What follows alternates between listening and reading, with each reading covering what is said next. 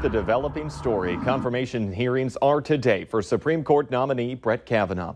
Hi, everyone, and thank you for joining us. I'm Jordan Schreier. Those hearings are currently in recess, but it's been a rocky start with protesters shouting objections and Democrats wanting the hearings to be delayed to allow examination of newly released documents. Susan McGinnis takes us through the chaos and tells us what the next few days will bring. Before opening statements even commenced in the confirmation hearings for Supreme Court nominee Brett Kavanaugh, protesters interrupted. And Democrats on the committee objected to even starting the hearings. Turns this hearing into a charade and a mockery. Democrats moved to adjourn after the White House refused to hand over thousands of documents about Kavanaugh's time as an attorney in the George W. Bush White House. What are we trying to hide? This is the first confirmation hearing for a Supreme Court justice I've seen, basically, according to mob rule. The objections delayed Kavanaugh from delivering his opening statement, leaving him with only brief remarks this morning. I'm honored to be here today. Once the questioning does begin, Democrats on the committee will grill Kavanaugh about hot-button issues, including gun rights, health care, and abortion rights. Democrats worry Kavanaugh would protect the president from the Russia investigation, since he's written an article that presidents should focus on their never-ending tasks without distraction. Committee Chairman Grassley insists the hearings will proceed. Senators have had more than enough time and materials to adequately assess Judge Kavanaugh's qualifications, and so that's why I proceed. Republicans know they hold the advantage. With a Senate majority, they can confirm Kavanaugh with no Democratic votes.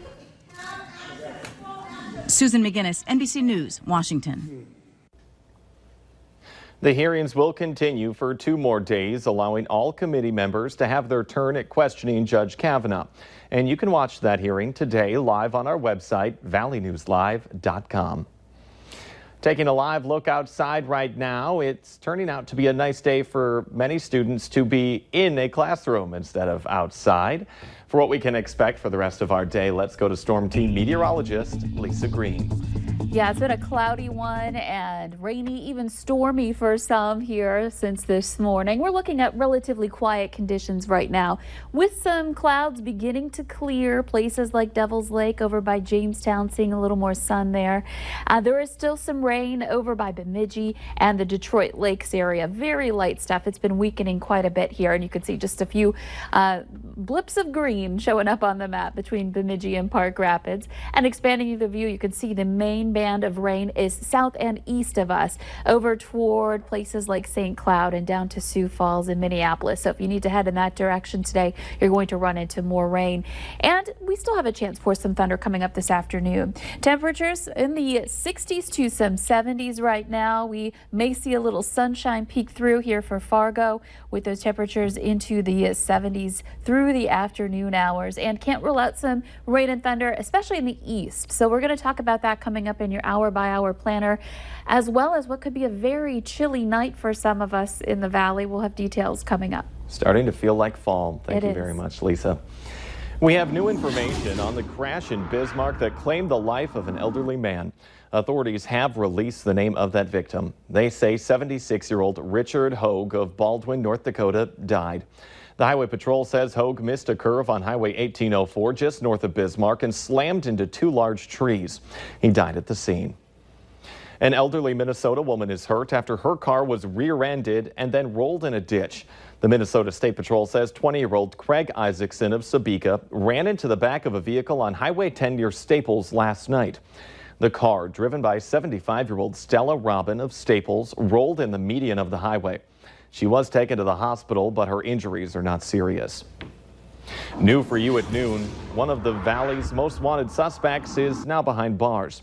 Police have confirmed 26-year-old Daniel Groghuber was caught last Thursday. Daniel was one of our Valley's most wanted for a probation violation on possession of drug paraphernalia. No other information has been given out about his possible jail time. The FBI has solved a case of stolen memorabilia involving the movie The Wizard of Oz, and it looks like there's a local connection. The case involves these ruby red slippers worn by Judy Garland in the 1939 classic movie. This is a photo of the shoes a week before they were stolen. The FBI will release details at a news conference in Minneapolis this afternoon. One of the speakers will be North Dakota U.S. Attorney Chris Myers, which suggests a local tie to this theft case. The shoes were taken from the Judy Garland Museum in Grand Rapids, Minnesota in August of 2005. They were one of several pair created and worn in the movie by Garland, who was born in Minnesota in 1922.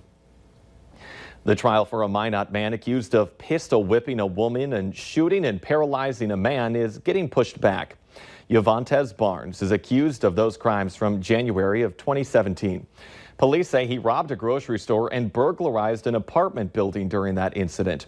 Barnes is also facing separate charges from a different incident where he allegedly shot into an apartment building. He could spend up to 65 years in prison if he's found guilty on all the charges. One man is dead after going underwater in Miners Lake near Ely, Minnesota, and never coming back up. Authorities responded to the call around 4 yesterday afternoon. Police say 18-year-old Sean Wesley Giles Jr. had been swimming with a group of friends near the boat landing on the north side of the lake. After a 20-minute search, they found Sean's body and he was pulled to shore. First responders attempted life-saving measures, but he later died. Police are still investigating this incident. Pickup at Moorhead High School this afternoon could be hectic with some new road construction for that first day of school. Construction on the underpass at 20th and 21st Street is cutting off some access to school. There's also no outlet to the south parking lot, so parents are being asked to pick up students on the north side of the school. There are also lane closures both north and south of that construction zone. The underpass project is expected to take about 2 years to complete. New for you at noon, authorities say a man in Egypt was arrested after he tried to attack the U.S. Embassy in Cairo. Authorities say the attack didn't go as planned, and the suspect's backpack ended up starting on fire. No one was harmed in this incident, which took place just outside the heavy blast walls that surround the embassy. The Interior Minister identified the man as 24-year-old Abdullah Abdsamea and said his backpack contained a bottle of flammable chemicals. The suspect is said to embrace an extreme ideology. Tropical Storm Gordon is churning through the Gulf of Mexico, where it's expected to strengthen before it makes landfall later today. Take a look. The National Hurricane Center says Gordon could become a Category 1 hurricane. Warnings are up all along the Gulf Coast from Alabama to Louisiana. The storm lashed South Florida yesterday with 50-mile-an-hour winds and dumped as much as 4 inches of rain.